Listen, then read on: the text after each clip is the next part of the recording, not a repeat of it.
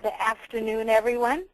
Thank you so much for tuning in today to learn about the #1 leak in your business process, and more importantly, how to stop that leak, because that's what we're here for. My name is Mona Hilton.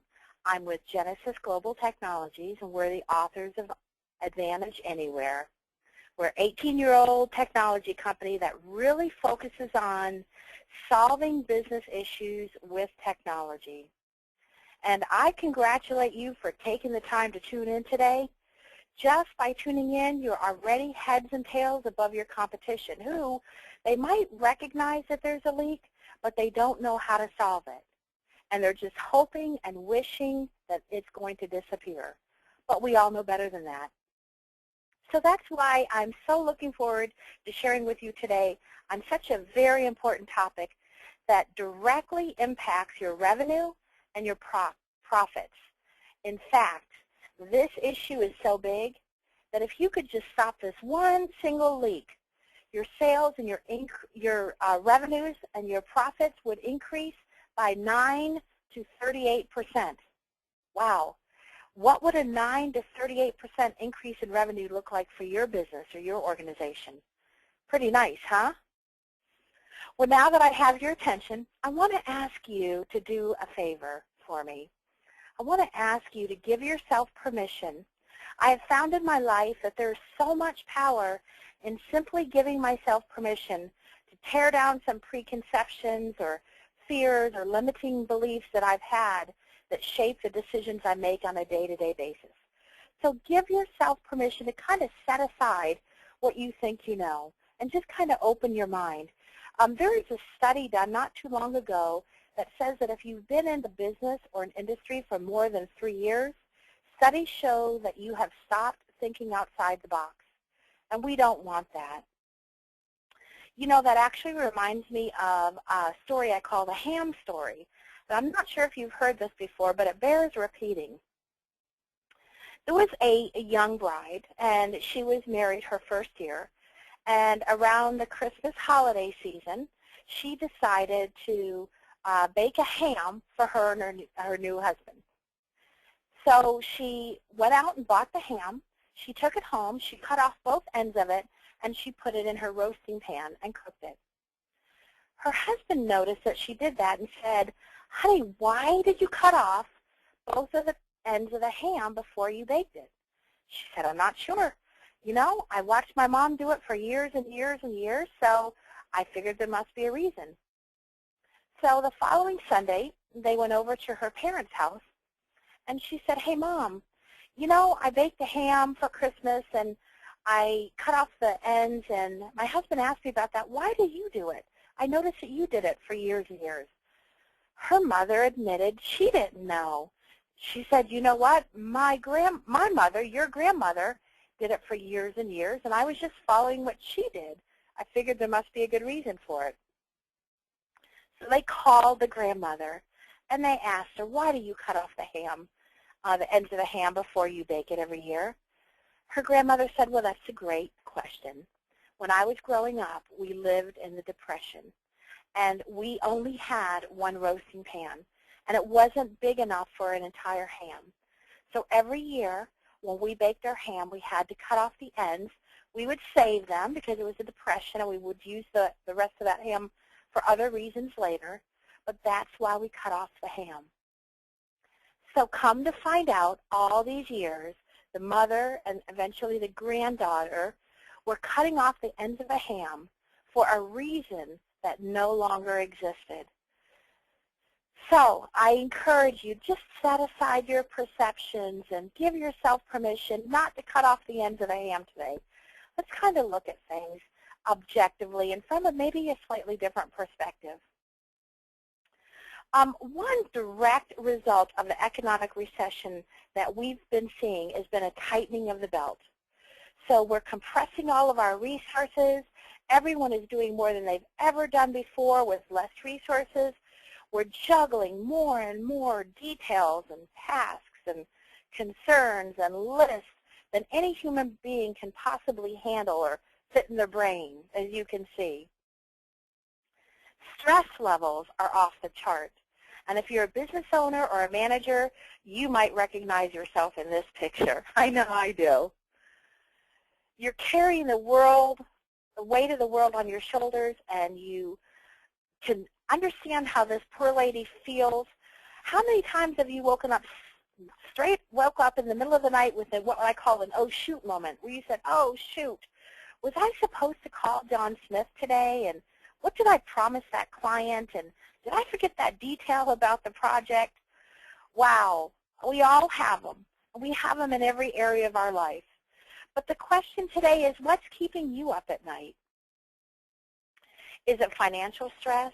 Is it workload or overload or lack of resources, or maybe your things to do list that gets bigger and bigger every day, or perhaps sales revenues or cash flow, or maybe the number of sales leads that you're getting or not getting?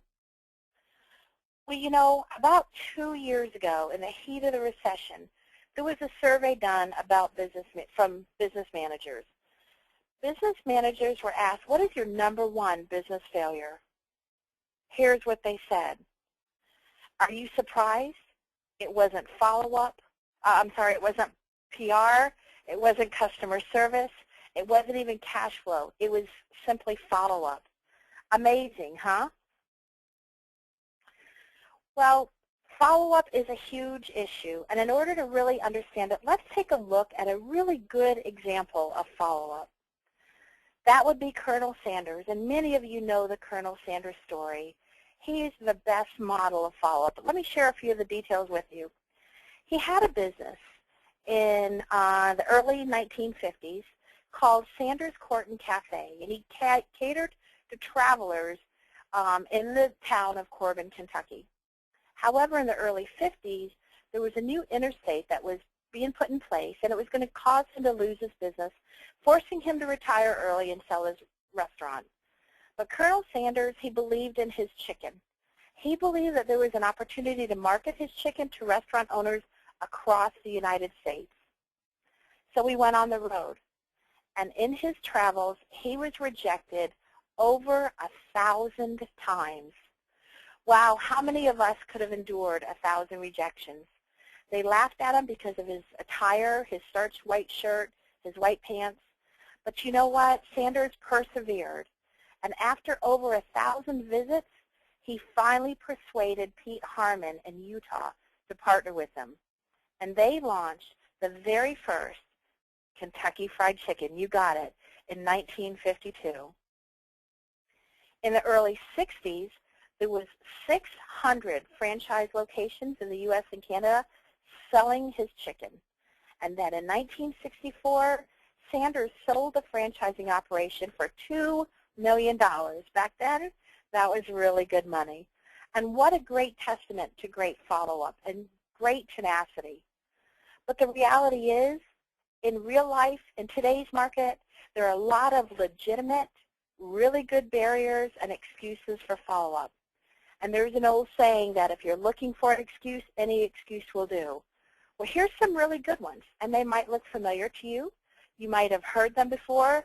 You might have even said some of them before. I don't want to appear too pushy. I can't remember to do my follow-up. I don't have any way of keeping track of juggling all these things, which prospects, who I met with, what face-to-face. I don't have enough time to follow up. Time is such a precious resource. I don't know what prospects I should follow up with first, and I can't even identify what prospects that maybe are not worth my time and I don't want to do any follow-up with. Well, you might be reading these might be familiar to you, but you might also be saying, you know what, Mona, I hear you, but we do follow-up. That is our priority. And I would say if you're doing follow-up, that's phenomenal. That's great. But we need to examine something about follow-up statistics. Even those who do follow-up, here are some things that you might be interested in. 25% of people who do follow-up make a second contact and then they stop there. 12% only make 3 contacts and then stop there. Notice the numbers are going down. And 10%, the best of the best, make more than 3 contacts. Well, in order to really kind of understand this perspective and to understand what it takes, we have to contrast that with how much follow-up does it take to get a result? What does it take? So here we go. 2% of sales are made on the second contact, 2%. 5% of sales are made on the third contact. So just by making that extra contact, you're doubling your close ratio. 10% of sales are made on the fourth contact, get the picture, and a whopping 80% of sales are made on the 5th to the 12th contact. Pretty impressive, huh? Well, here's what was eye-opening or sobering for me. The best of them stop at the third contact, 10% on the screen before this. So that means the best of them are stopping right here. And by my calculations, that leaves about 93% of sales on the table. So how do we get those other 93% of sales? We know the disconnect is follow-up. We know that that's where the problem is. And given that follow-up is the #1 business failure, if we're honest, we can all relate. Because when you leave follow-up to sticky notes on a laptop or someone's memory or any other manual process, it really becomes a hit-or-miss proposition at best. But you know what? Stop. Before you beat up on the folks who are responsible for doing follow-up, whether that's you or that's other people, let's be honest. Let's consider realistically the challenges that they face. Let's just say you get an inquiry. You have good intentions. Everyone does. They mean to follow up with that lead. Perhaps they create a sticky note for themselves or an Outlook task or what have you. But then somebody walks through the door, the phone rings, an email request comes in from their boss for a report, something happens, and before you know, there's another one, and there's another one, and time has slipped by, and now there are several inquiries that need to be followed up. The sticky notes fall off the laptop. The days have gone by. The pile has become too big and manageable, and we don't remember who, what, where, when, and we experience, uh-oh, an oh, shoot moment. We wake up in the middle of the night and say, oh, shoot. Was I supposed to call them back? I'm late. I'm embarrassed. I don't know what to say. I don't remember what I promised them. Wow. Can you relate? I know I can. So what's the answer? Well, before I get to the answer, let's talk about some tips for following up. I did a Google search on follow-up, and I found that everyone recognizes that follow-up is a major problem. Everyone says you have to do follow-up in order to succeed. But what amazed me is they don't tell you how to do follow-up. So I put together some of my, what I call my best practices for tips for following up. The first one is that your follow-up should be appropriate. Now, inquiries, leads come from a variety of sources. Your website, your sticky points, well, we'll talk about later, referrals, call-ins, the phone book, any source. And we know that the fastest growing source of leads is the Internet. We're going to talk about that in a moment. However, where those leads come from and what they're interested in and who they are or what they ask you for should really determine and drive the nuances of your follow-up. So, of course, that involves asking questions, digging down to reasons and motivations and what made them contact you, and then be smart about it. Tailor your follow-up to be relevant for them and for their interests. So, for example, if they contact you about one thing, don't try to sell them on something else. That's not what they're interested in. But instead, you might want to follow up with something that's relevant for what they ask for information about. Also, a lot of times from the website, those leads tell you what they're interested in based on what they clicked on, what article, what have you that they clicked on. You can tell who they are and deal with them appropriately. The second tip is your follow-up should be consistent and it should be quick. Now, we know that the longer it takes to do follow-up, the lower statistically the likelihood that you'll do it or anyone will do it. We also have some new statistics that I'll share with you in a moment that indicate how important it is to contact your web leads quickly. The third one is your follow-up should have a reason and a goal or an objective or a call to action. Please don't call people and say, I'm just calling to follow up with you. You know how that makes you feel when someone does that to you. In fact, it happened to me earlier this week. Someone called. He said, I'm just calling to follow up with you. And I'll be honest with you, I felt like he was wasting my time, and all I could think about was how to come up with an excuse to get off the phone. So don't do that to people. Have a reason to call them. Maybe you want to invite them to an event, or you want to give them some piece of information that's relevant for what they're interested in, or you want to share something that you saw on the internet that relates to their business, or Google Alerts are a wonderful thing. You can set up Google Alerts, or you invite them to lunch. But my favorite excuse for calling is I just am calling. I have a couple of quick questions. Those questions usually start with, I'm curious what you think about this, or I just wanted to ask you your opinion on that.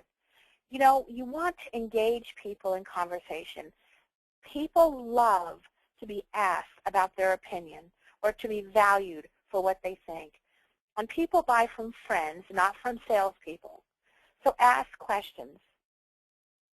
Now, along with that reason to call, also have a defined objection. A call to action. What is the next step? Why am I calling? Yes, I'm calling to share this with them, but I also wanted to invite you to, or I wanted to, whatever that is. So be sure you have an excuse for calling, a good reason, and an objective. The fourth thing I wanted to share with you is that your follow-up should be personal. Nobody likes those canned emails, the generic ones, you know, that look like they were sent to 10,000 of their closest friends and families. You want to personalize your follow-up, whether it's by phone or whether it's by email. You know, ask about something that's important to them. Perhaps it's their dog Rover, or mention that you were thinking about them when you were walking through the grocery store and saw their favorite flower, or refer to something that you discussed in your last conversation. Now, if you've done a good job of asking questions before, making the subsequent follow-up calls or emails personal is going to be a lot easier because you have something to refer to, and it makes you stand out in their mind from other people who are calling them. The fifth thing that I wanted to share with you is that your follow-up should be standardized and it should be automated. The problem with leaving follow-up to an individual's memory is that you're going to get different results every time. And standardizing and automating your follow-up allows your top performer and your newbie with just a little training to follow up using the same methods and therefore getting the same results. Think about a McDonald's franchise. We'll talk about that in a moment. Also, follow-up should be automated so that you'll avoid the oh shoot moments. Let your technology help you with your follow-up. The sixth and final follow-up tip that I want to share with you is that your follow-up should be pre-planned, not haphazard or left subjective or to someone's memory. You know, the reality is you wouldn't go get in your car and start driving around without having a roadmap or destination, right? Well, the same thing applies to your follow-up. You know where you're going, you've thought through the steps ahead of time, and you're not winging it. So even if you do hit a detour or a roadblock, you can get back on track, you can get around it, you get back onto the path that you've defined. The last thing you want to do is make the very first time you do your follow-up to be the very first time you're thinking about it. That creates a great deal of unnecessary stress on people, and it will lower the chances that they'll get done. Everyone resists the stress involved of not knowing why I'm calling. Now, granted, these tips all sound like common sense and pretty simple, but honestly, we know that they're much easier said than done. So I ask you, is there a secret to great, effective, consistent, bulletproof follow-up? And if so, what is it? Well, I'm going to answer that with a question. Have you ever been out of town or out of the country and stopped at McDonald's? What makes McDonald's such a successful chain? You know, it's their fries. Their fries are awesome. They taste the same here as they do in Minnesota or in California or in Hawaii. Not that I've ever had fries in Hawaii yet, but someday. It's on my bucket list. Well, how does McDonald's do it? Well, first, they've created a successful French fry recipe. and a replicatable, reproducible process that ensures that no matter where you go, no matter who cooks them, no matter what language that person speaks, the fries are always the same. They're always uniform. You get a consistent experience from McDonald's to McDonald's because they've automated the system and taken all of the guesswork out of the process. There's a reason why franchise success rates are so high. So let's apply that back to you. Shouldn't every experience at your company or your organization be the same, memorable, consistent, white glove experience, regardless of who's involved with it, who greets the prospect, who answers the phone, and who does the follow-up? Isn't that the goal? We have a mantra, and you see it on the screen. You can't duplicate your success unless you can replicate your process. Now, we already know instinctively the value and the preciousness of new leads. Some estimates place the cost of a new lead as much as $500.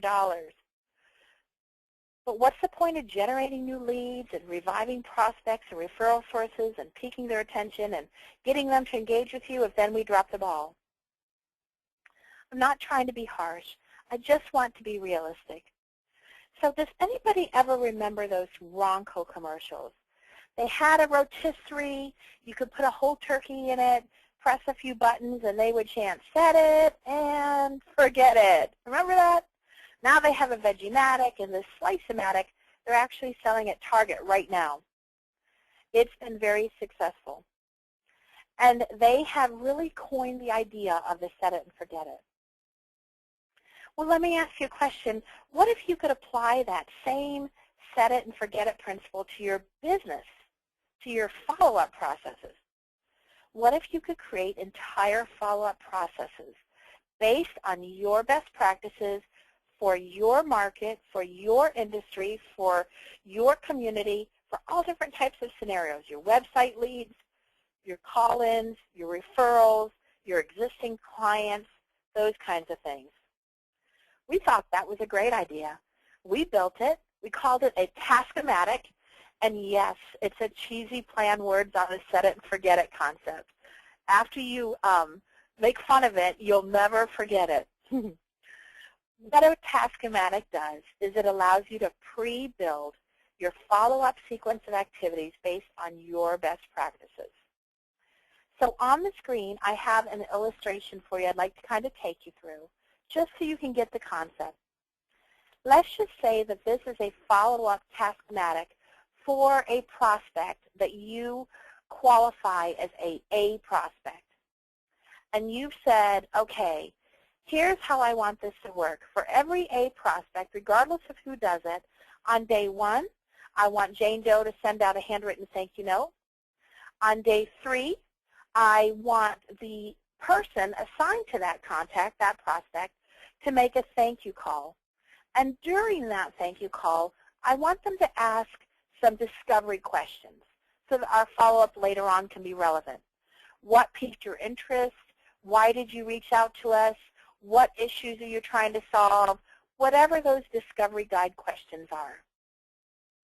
On day 5, I want a manager to send out a package of information about our company. On day 7, in this illustration, I want to send out an email that's a value proposition about what a great bargain it is to work with us, as opposed to some of the other options available to them. And then on day 10, I want a call. On day 15, I want a testimonial reference letter to go out. And if you've ever heard me speak before, you've heard me say that references from friends and family trump every other possible source point. So those are such an important piece of your marketing and your follow-up. So you get the idea. You create this Task-o-matic one time. You define what's going to happen on what day by whom. And then in our world, when you launch that, in this example, a prospect on this Task-o-matic, what happens is Advantage Anywhere takes over for you. On the right day and the right time, the right activity shows up in the right person's inbox, whoever it was assigned to. When they complete that activity, it fires the next action on the next day and time for whoever it's assigned to. But it gets even smarter than that. If, like on day 3, you're supposed to fill out a discovery guide, ask certain questions, follow a specific script, whatever that is, that discovery guide pops up when you make the call, so you can just fill it out. You don't have to remember, what am I supposed to ask? Or if you have someone that you're training, you don't have to get them to write it all down. It's right there. They fill it out. They answer the questions. When they complete that action, make that call, it fires the next action on the next day and time for whoever that's assigned to. So on day 7, that's an email, that's a value proposition. That value proposition is already pre-written. It's grammatically correct. It's spell checked. It's postured the way you want your company to be postured, regardless of who's sending it out. It pops up for the person to send out. They can personalize it, going back to relevant communication. They can mention their dog Rover. They can mention the flower they saw at the grocery store the other day, whatever that is to make it personal. Then when they complete it, it sends it out to the prospect in this example, and then it fires the next action on the next day and time for whoever it's assigned to. Again, like on day 15, if that's a letter, it does the same thing. It's already pre-merged. You personalize it, set it, and forget it. Pretty cool, huh? You know, what's so awesome about these Task-O-Matics is that they've created standardized processes for you, basically tracks to run on based on your custom best practices. So both your top performers and your newbies have a level playing field. Just like if they're working at a McDonald's franchise, they learn the system, everyone gets the same experience.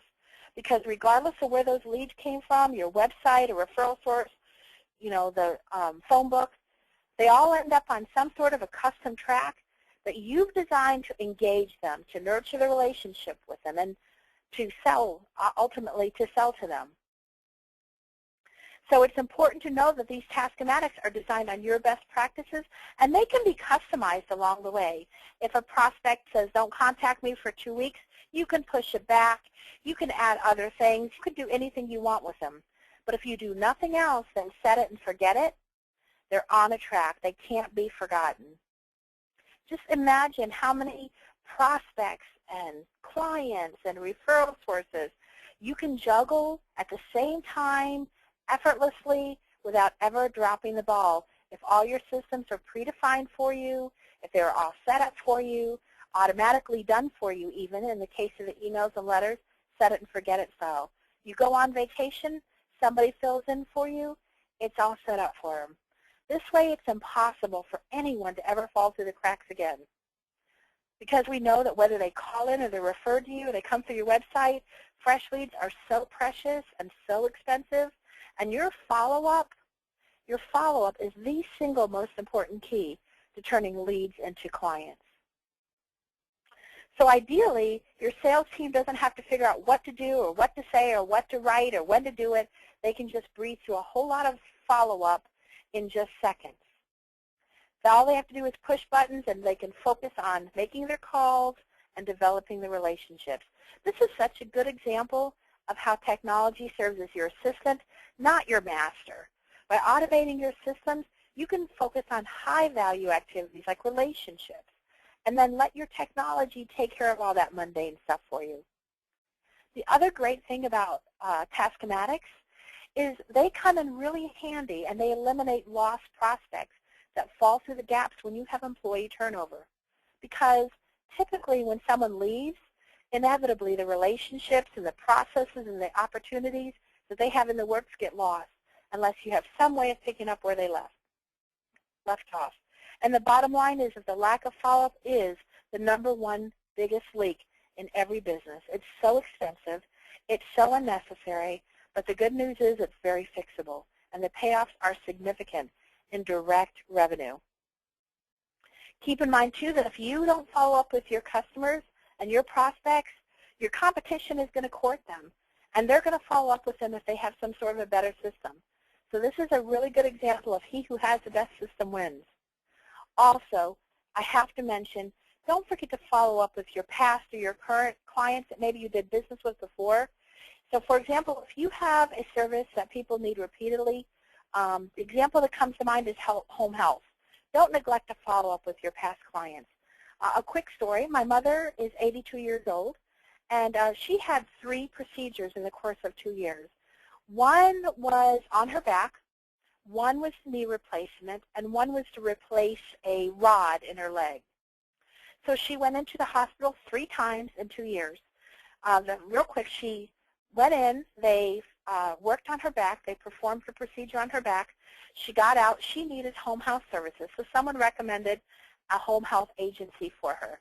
They came in, they did a great job, they were in and out in 6 weeks, she was happy with them.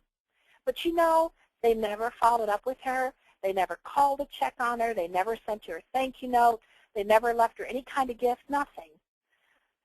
So the next time she went in for a procedure, someone else recommended a different agency. This time she went in to have her knee replaced. They recommended a different home health agency. Sure enough, she went with them. They came out. They helped her for 6 weeks. They helped her recuperate.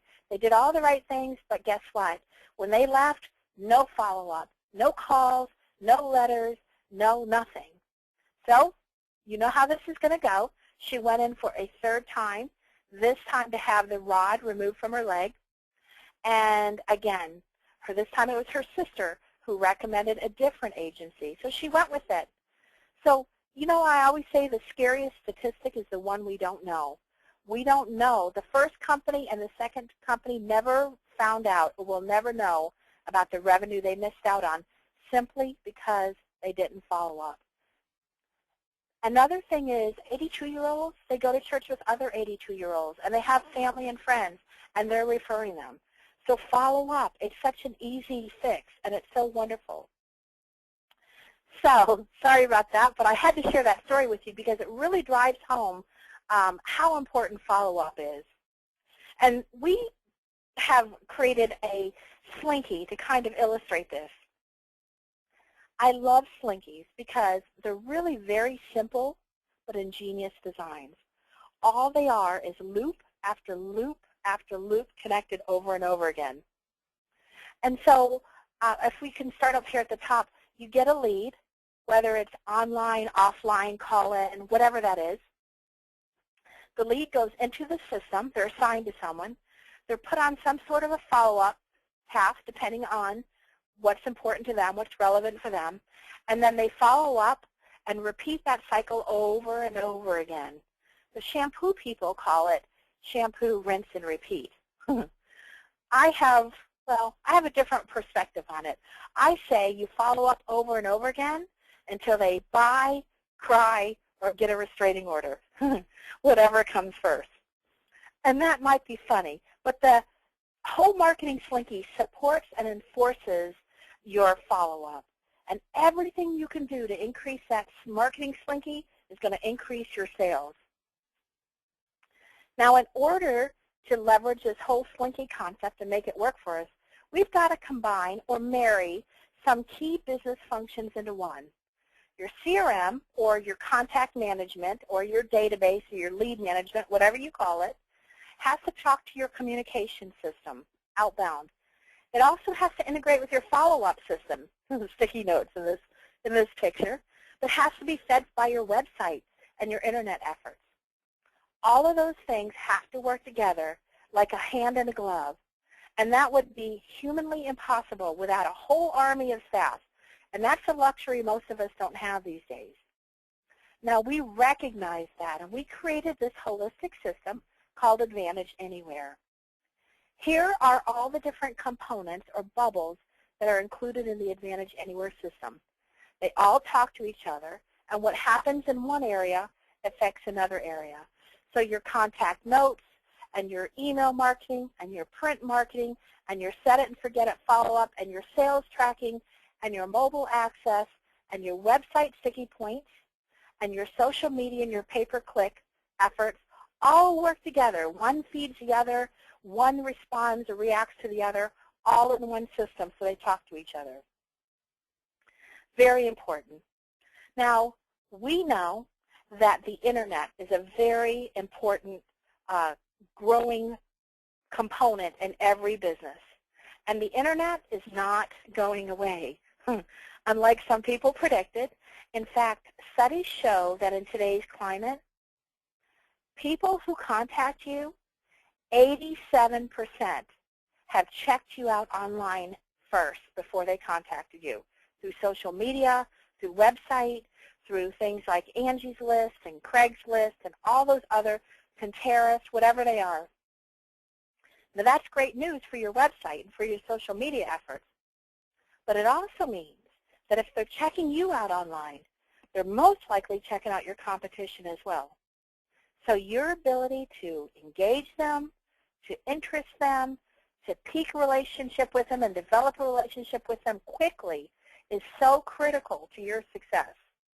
In fact, there's a very recent study that says if you contact your web leads within 5 minutes of them reaching out to you, you're 100 times, not 100%, 100 times more likely to reach them and engage them and sell to them than if you wait just 30 minutes.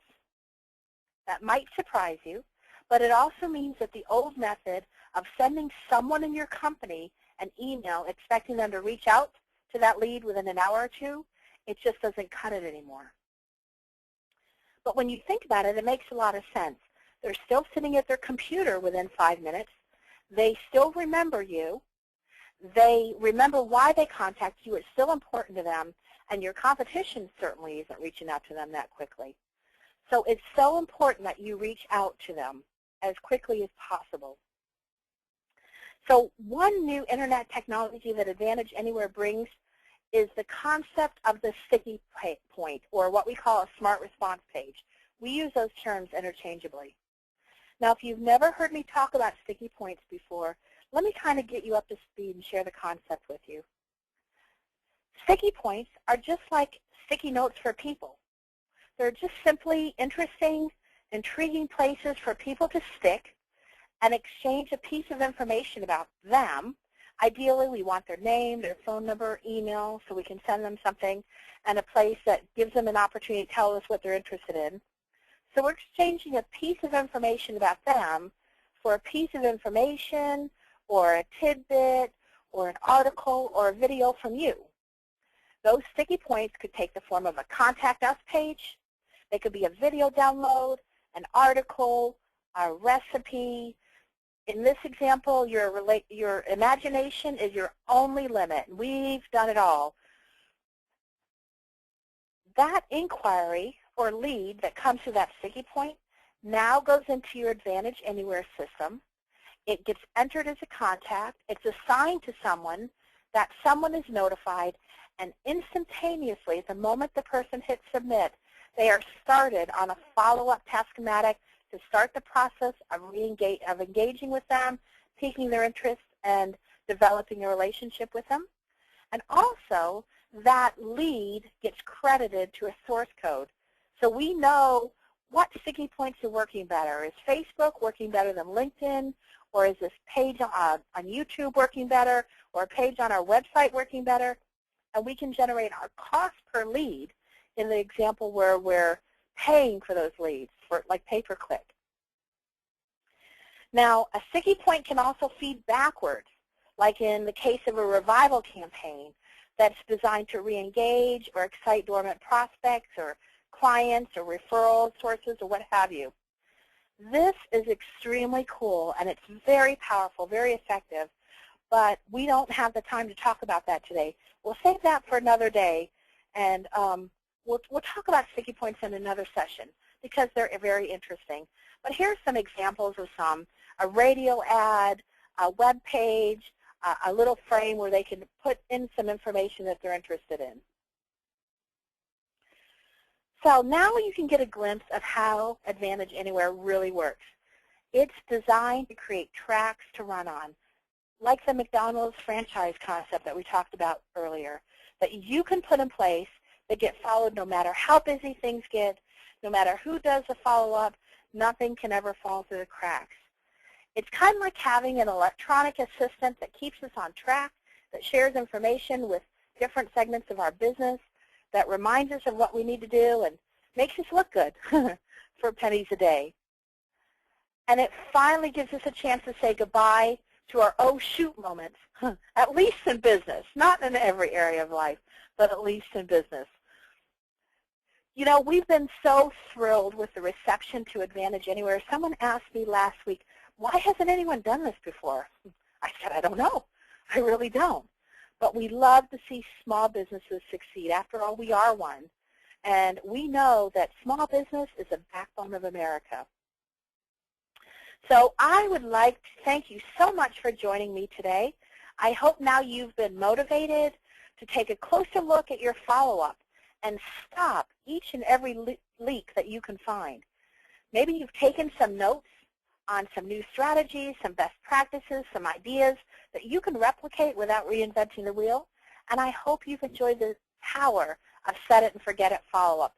It's an amazing thing. And again, I guarantee you stop that one leak, you're going to get at least a 9, maybe as much as a 38% increase in revenue.